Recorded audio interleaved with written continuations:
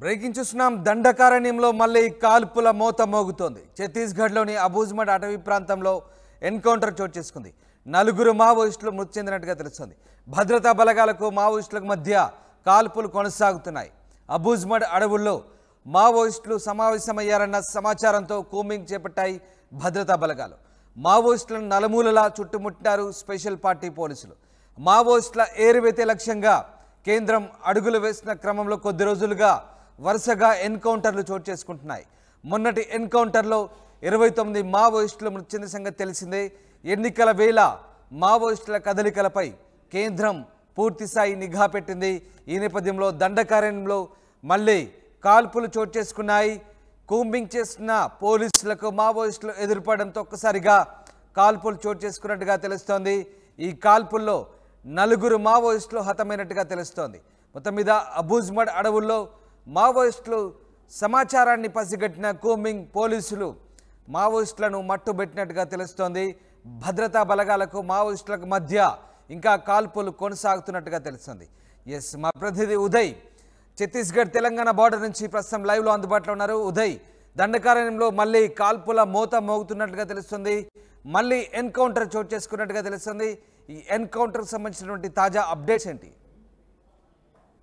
Yes Ramdas, Chhattisgarh రాష్ట్రంలో మావోయిస్టుల రాజధానిగా పేరుగాంచినటువంటి అబూజ్మడ్ కొండ చర్యలో అటవీ ప్రాంతంలో భారీ మొత్తంలో ఎదురు కాల్పులు అయితే చోటు చేసుకుంటూ మనకు సమాచారం అందుంది. ఈ రోజు ఉదయం నుంచి అబూజ్మడ్ ప్రాంతంలోని అటవీ ప్రాంతంలో ప్రధానంగా మావోయిస్టులు చాలా పెద్ద ఎత్తున సమూహంగా ఏర్పడి ఒక సమావేశం ఏర్పాటు చేసుకున్నట్లు అటు విశ్వసనీయ సమాచారం అందుకున్నటువంటి భద్రతా బలగాలు, ప్రధానంగా స్పెషల్ టాస్క్ ఫోర్స్, అదేవిధంగా డిఆర్జీ బలగాలు ఈ కూంబింగ్ ఆపరేషన్ లో పాల్గొన్నాయి. దాదాపు భారీ మొత్తంలో మావోయిస్టులు ప్రధానంగా ఒక అగ్రనేత సమక్షంలోనే ఈ సమావేశం జరిగినట్లయితే పూర్తిగా భద్రతా బలగాల నుంచి మనకు సమాచారం అవుతుంది. వెంటనే అబూజ్మడ్ అటవీ ప్రాంతంలో చెందుకున్నటువంటి అటు భద్రతా బలగాలు, ఒకవైపు స్పెషల్ టాస్క్ ఫోర్స్, మరోవైపు డిఆర్జీ బలగాలు కూడా మావోయిస్టు సమూహాన్ని చుట్టుముట్టే ప్రయత్నం చేసింది. ఈ నేపథ్యంలో ఇరు వర్గాల మధ్య కాల్పులు చోటు చేసుకోవడంతో దాదాపు 4 మావోయిస్టులు ఇప్పటి మృతి చెందినట్లు మనకు తాజాగా సమాచారం అయితే అవుతుంది. ఖచ్చితంగా మావోయిస్ట్ సెంట్రల్ పార్టీ సభ్యుడు ఒకరు ఈ సమావేశానికి ముఖ్యంగా హాజరై అటు రాబోయే భవిష్యత్ కార్యాచరణకు సంబంధించి మావోయిస్ట్ పార్టీ యాక్షన్ ప్లాన్ కోసం సమావేశం అయినట్టు తెలిసిన నేపథ్యంలోనే పూర్తిగా ఈ కూంబింగ్ ఆపరేషన్, సర్చ్ ఆపరేషన్ అటు భద్రతా బలగాలు చేపట్టాయి అనేది మనకు తాజాగా ఉన్నటువంటి సమాచారం.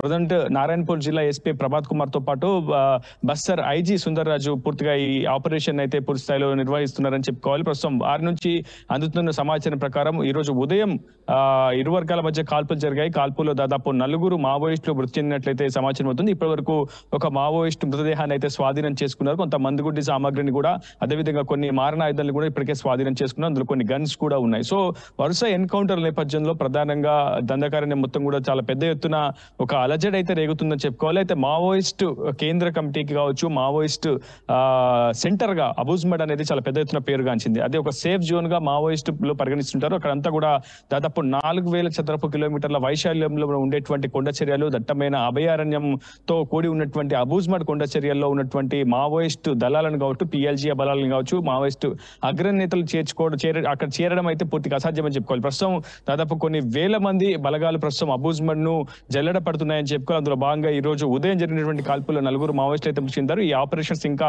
కొనసాగుతున్నట్లయితే మనకు సమాచారం అవుతుంది. ఇంకా కాల్పులు కొనసాగుతున్నాయి. ఇంకా మావోయిస్టుల కోసం ఇంకా గాలింపు చర్యలు అయితే చేపడుతున్నారు. ఇప్పటి వరకు 4 మావోయిస్టులు మృతి చెందారనేది ఇంకా అధికారులు గుర్తించలేదు. కానీ మనకు ఉన్నటువంటి తాజా సమాచారం మాత్రం 4 మావోయిస్టులు మృతి చెందింది. ఒక మావోయిస్టు మృతదేహాన్ని మాత్రమే ప్రస్తుతం భద్రతా బలగాలు స్వాధీనం చేసుకున్నాయి. ఇంకా కూంబింగ్ ఆపరేషన్, సర్చ్ ఆపరేషన్ కొనసాగుతుంది. అయితే మరోవైపు మావోయిస్టులు గర్వాపసిలో భాగంగా పెద్ద ఎత్తున జనజీవన స్రవంతిలో కలవడానికి మొగ్గు చూపుతున్నట్లు భద్రతా బలగాలు చెప్తున్నాయి. నిన్న ఒక్కరోజే దాదాపు దంతెవాడ పరిధిలో దాదాపు 24 మంది మావోయిస్టులు, మిలిషియా సభ్యులు లొంగుబాటుకు పూర్తి స్థాయిలో మొగ్గు చూపినట్టయితే భద్రతా బలగాలు సమాచారం అవుతుంది. ఏదేమైనప్పటికీ మావోయిస్టుల ప్రధాన లక్ష్యంగా భద్రతా బలగాలు అయితే పూర్తి స్థాయిలో ముందడుగు వేస్తున్నాయని చెప్పుకోవాలి. రామ్దాస్, రైట్ ఉదయ్, అంటే వరుసగా ఎన్కౌంటర్లు చోటు చేసుకుంటున్నాయి. మొన్న భారీ ఎన్కౌంటర్, మరొక ముందే మళ్ళీ తాజాగా ఎన్కౌంటర్. దీంతో మావోయిస్టులకు కోలుకోలేని ఎదురు దెబ్బ తగులుతోంది. ఈ నేపథ్యంలో మరి పోలీసులు ఏ రకమైనటువంటి అప్రమత్త చర్యలు తీసుకుంటున్నారు? అలాగే మావోయిస్టుల పరిస్థితి ఏంటి? ప్రస్తుతం మావోయిస్టుల మూమెంట్స్, కదలికలు ఎలా ఉన్నాయి?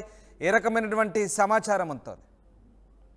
మావోయిస్టుల నుంచి ప్రస్తుతం ఒక ప్రతిస్పందన లేదని చెప్పుకోవాలి, ప్రతిచర్య కూడా లేదని చెప్పుకోవాలి. గత కొద్ది కాలంగా కూడా పూర్తిగా ప్రతి ఒక్క ఆపరేషన్ లో కూడా భద్రతా బలగాలే పై చేయి సాధిస్తున్నాయి. ఇటీవల కాంకేర్ ఘటనలో 29 మంది మావోయిస్టులను అటు మావోయిస్టు పార్టీ కోల్పోగా ఒక్కో రోజు అంటే ప్రతి 24 గంటలకు ఏదో ఒక చోట దండకారణ్యం వ్యాప్తంగా విస్తరించినటువంటి 5 రాష్ట్రాల పరిధిలో ఏదో ఒక చోట ఎన్కౌంటర్ జరుగుతుంది. ఆ ఎన్కౌంటర్ లో ప్రధానంగా మావోయిస్టులే పెద్ద ఎత్తున మృత్యువాత పడుతున్న పరిస్థితి కనిపిస్తుంది. సో మావోయిస్టులు అంతా కూడా ప్రస్తుతం ఒక సేఫ్ జోన్ వెతుక్కునే ప్రయత్నం చేస్తున్నారు. ఎక్కడ కూడా ప్రతిచర్య లేకుండా పూర్తి స్థాయిలో ఒక సైలెంట్ అయినటువంటి వాతావరణాన్ని మావోయిస్టు పార్టీ అవలంబిస్తుందని చెప్పుకోవాలి. సరైన సమయంలో సరైన చర్య తీసుకునేందుకు ఇప్పటికే మావోయిస్టు పార్టీ ఒక వ్యూహాత్మకమైనటువంటి ఎత్తుగడలకైతే పావులు కలుపుతుందని చెప్పుకోవాలి. ఎందుకంటే అక్కడ ఛత్తీస్గఢ్ లో ప్రధానంగా రాష్ట్ర ప్రభుత్వం బీజేపీ చేపడుతుంది. సో బీజేపీ అధికారంలో ఉన్నంత వరకు కొంత ఇబ్బందికరమైనటువంటి పరిస్థితులు అక్కడ మావోయిస్టు పార్టీని అయితే కలిసివేస్తున్నాయని చెప్పుకోవాలి. ఒకవైపు కేంద్ర హోంశాఖ, మరోవైపు రాష్ట్ర హోంశాఖ ఇరు సమన్వయం చేసుకుంటూ ఇరు వర్గాలు ఇరు భద్రతా బలగాలు పెద్ద ఎత్తున కూంబింగ్ తెలపడంతో పూర్తి స్థాయిలో అక్కడ మావోయిస్టు పార్టీ బిక్కుబిక్కుమంటూ జీవనం గడపాల్సినటువంటి పరిస్థితి ఏర్పడుతుంది. ఏదేమైనప్పటికీ ఖచ్చితంగా తమ సిద్ధాంతానికి మరణం లేదనేది మావోయిస్టు పార్టీ మొదటి నుంచి కూడా చెప్తున్నటువంటి వాదన. తాము మరణించినా బ్రతికున్నా తమ సిద్ధాంతాన్ని మాత్రం ఎక్కడ ఎవరూ చంపలేరనేది మావోయిస్టు పార్టీ మొదటి నుంచి చెప్పుకుంటూ వస్తుంది. ఖచ్చితంగా ఇకపై సేఫ్ జోన్లను వెతుక్కుంటూ కొత్త రిక్రూట్మెంట్ పై అయితే దృష్టి సారిస్తామని అయితే పూర్తిగా మావోయిస్టు వర్గాలు చెప్తున్నాయి. ఇప్పటికే ఛత్తీస్గఢ్ తో పాటు అనుసంధానంగా ఉన్నటువంటి సరిహద్దు ప్రాంతాల్లో పెద్ద ఎత్తున భద్రతా బలగాలు కూడా కూంబింగ్ ప్రక్రియ చేపడుతున్నాయి, నిరంతర తనిఖీలు చేపడుతున్నాయి.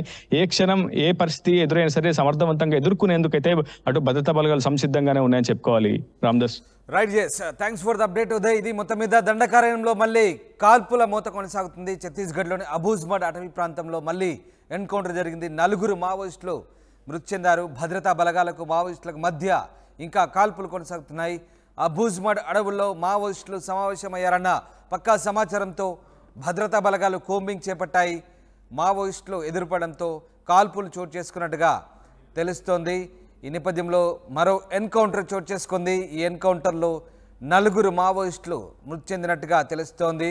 మావోయిస్టులను స్పెషల్ పార్టీ పోలీసులు నలుమూలలా చుట్టుముట్టి ఎన్కౌంటర్ జరిగినట్టుగా తెలుస్తోంది. మావోయిస్టుల ఎరువేత లక్ష్యంగా కేంద్రం అడుగులు వేస్తోంది. కొద్ది రోజులుగా వరుస ఎన్కౌంటర్లు జరుగుతున్నాయి. మొన్నటి ఎన్కౌంటర్లో 29 మంది మావోయిస్టులు మృతి చెందిన సంగతి తెలిసిందే. ఇక ఎన్నికల వేళ మావోయిస్టుల కదలికలపై కేంద్రం నిఘా పెంచిన నేపథ్యంలో తాజాగా మరో ఎన్కౌంటర్ చోటు చేసుకుంది. ఈ ఎన్కౌంటర్లో 4 మావోయిస్టులు మృతి చెందినట్టుగా తెలుస్తుంది. ఇక దీనికి సంబంధించి పూర్తి స్థాయిలో భద్రతా బలగాలు సమాచారాన్ని బయటకు ఇవ్వలేని పరిస్థితి.